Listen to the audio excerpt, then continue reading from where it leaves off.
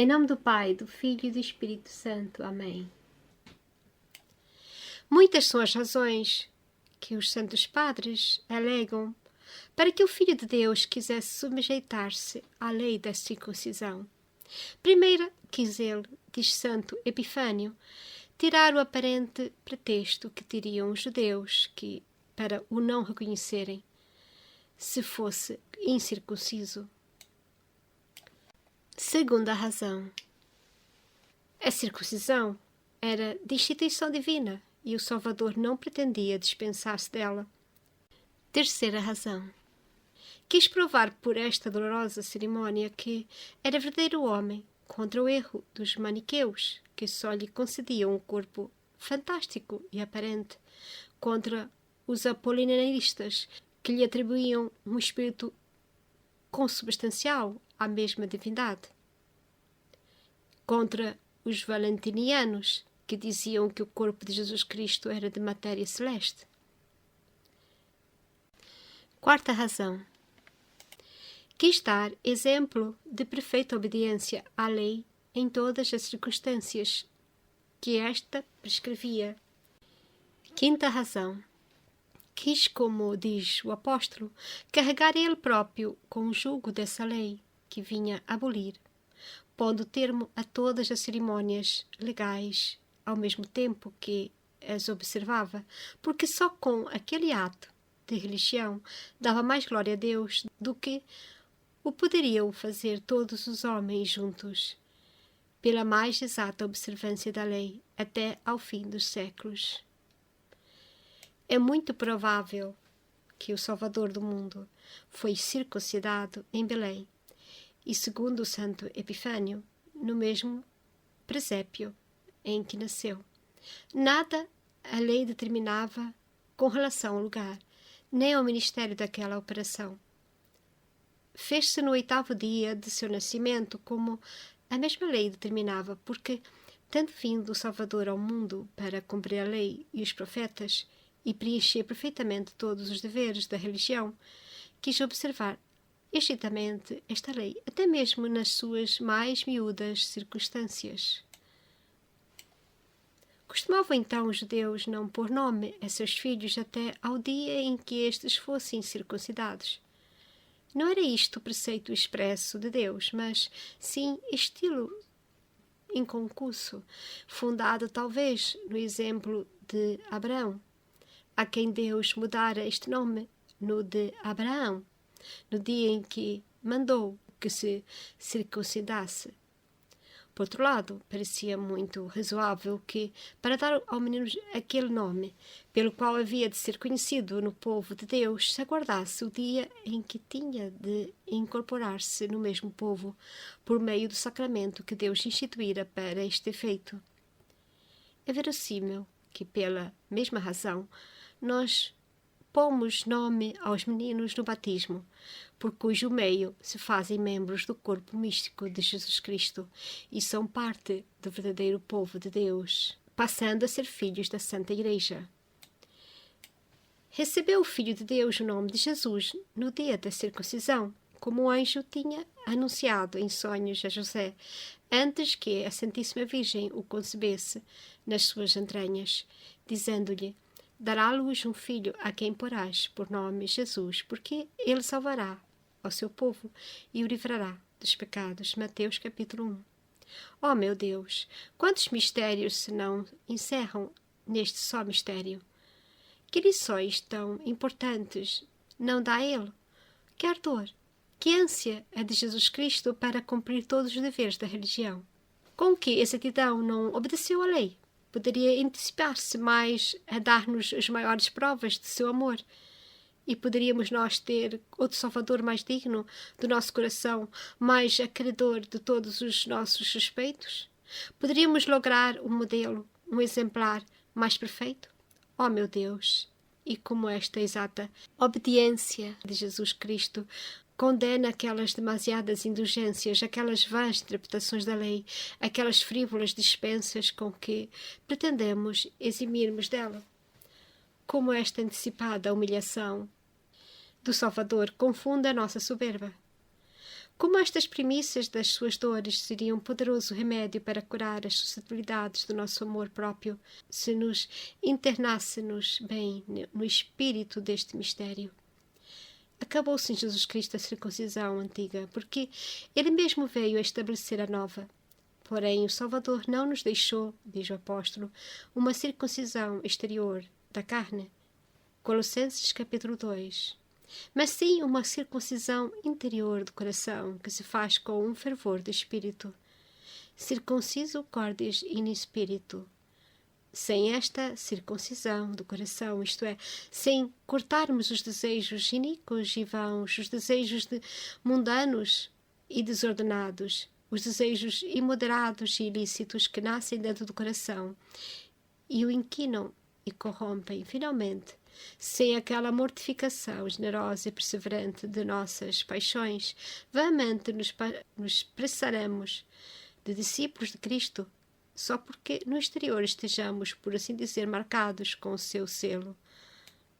Esta reforma interior do coração humano é a que São Paulo chama propriamente de a circuncisão da lei da graça, quando diz que nós, os que servimos a Deus, somos hoje a mesma circuncisão.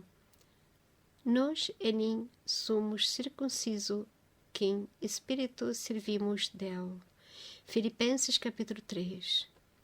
A vida cristã é uma vida de circuncisão e de cruz. Por mais que isto encontre o amor próprio, por mais que repugne a carne, não se pode reconhecer o verdadeiro cristão senão por este selo. Quem não tem este espírito de mortificação interior, dever-se-á reputar, digamo-lo assim, como incircunciso. Deve-se notar que a festa deste dia, antiquíssima na Igreja pela devoção que os fiéis tiveram sempre a este mistério, se celebra já com o título de Oitava da Natividade de Nosso Senhor Jesus Cristo, já com o da circuncisão e já com o da festa particular da Santíssima Virgem. No sacramentário romano, o Papa São Gregório junta a memória da circuncisão de Jesus Cristo com a oitava da sua natividade e com a solenidade da Santíssima Virgem, sua mãe. E a Igreja ainda hoje parece ter em vista celebrar estas três solenidades no ofício e na missa do dia, porque o introito gradual e o ofertório são da oitava da natividade. A epístola e o evangelho são do mistério da circuncisão e as orações são em honra da Santíssima Virgem, que, havendo tido tão grande parte neste mistério, era justo não ficasse olvidada na solenidade deste dia. Foi singular a disposição da Divina Providência, que sendo o dia de hoje o primeiro do ano civil, segundo o modo de computar dos romanos, que então davam a lei a todo o universo, fosse também o primeiro dia do ano cristão. Costumavam os gentios, por uma espécie de antiga superstição, celebrar com toda sorte de desordens o primeiro dia de janeiro, em honra do deus Jano e da deusa Estrenua, ou das estreias. Porém, tendo sido este dia santificado pelo Salvador do mundo com as primícias do seu sangue, não esqueceu a Igreja meio nem arbítrio algum para mover os fiéis a santificá-lo com piedade verdadeiramente cristã, abolindo a memória das profanidades gentílicas pela modéstia edificativa e pelos exercícios de penitência e devoção em que deseja se empreguem todos os seus filhos, tendo-se introduzido pouco a pouco, mesmo entre os cristãos, os regozijos profanos das calendas de janeiro. Inflamou-se o zelo dos santos padres contra a festa das estreias, o que os levou a introduzir na Igreja, nos seus primeiros séculos, o jejum dos 3 dias últimos do ano e dos 3 primeiros do seguinte, como se lê no cânon 17º do segundo concílio turonense. Porém, destruído depois inteiramente o paganismo, a mesma Igreja teve por mais conveniente aborregar o jejum universal em todo o tempo, que vai desde a Natividade até a Epifania, representando por tempo pascal, omnio dic festividade sunt. e contentou-se com inspirar aos fiéis um grande horror aos costumes pagãos, exortando-os a santificarem o primeiro dia do ano e os seguintes com extraordinária edificação e piedade.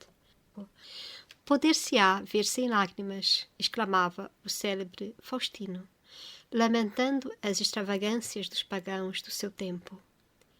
Poder-se-á ver sem lágrimas esses mentecaptos, correndo de rua em rua, desde os primeiros dias do ano, disfarçados com máscaras ridículas de todo o género de figuras, dar pulos de alegria, porque se veem transformados em feras e nos mais vis animais? Eis aqui a verdadeira origem das festas do Carnaval e quais foram os primeiros autores das máscaras.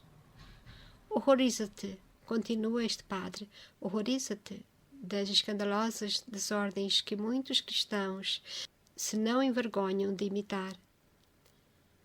Permita a Deus que não manche jamais os teus olhos com a vista das extravagâncias loucuras destes insensatos. O cristão que tenha algum pudor nunca deve ser testemunha de tais espetáculos. Santo Agostinho, pregando contra os excessos que se cometiam naqueles primeiros dias, olhando-os como relíquias do paganismo, dizia: será possível que sigais os mesmos costumes e cometais os mesmos excessos que os pagãos, vós que fizestes profissão de ser discípulos de Cristo? Como se concilia a vossa religião com os vossos costumes? Como se ajustam estas diversões com a vossa fé e com a vossa esperança? Irmãos meus, se de hoje em diante quereis proceder como cristãos, deve ser esta a vossa linha de conduta. Os pagãos fazem hoje, a título de estreias, regalos supersticiosos. Pois fazei vós esmolas caritativas. Concorrem eles aos seus festins, convidados pelas músicas perigosas, pelas canções impúdicas? Reuni-vos, pois, vós, nas vossas casas, em conversações piedosas, ou pelo menos honestas. Correm eles às praças, aos teatros? Pois correi vós às igrejas. Entregam-se eles já embriaguez aos excessos em banquetes temulentos? Pois santificai vós com o jejum o primeiro dia do ano. E quando pela solenidade do dia vos pareça que não é razoável jejuar, ao menos que a sobriedade reine em vossas mesas, e procurai dar em tudo bom exemplo por meio de uma cristã modéstia. Em nome do Pai, do Filho e do Espírito Santo. Amém.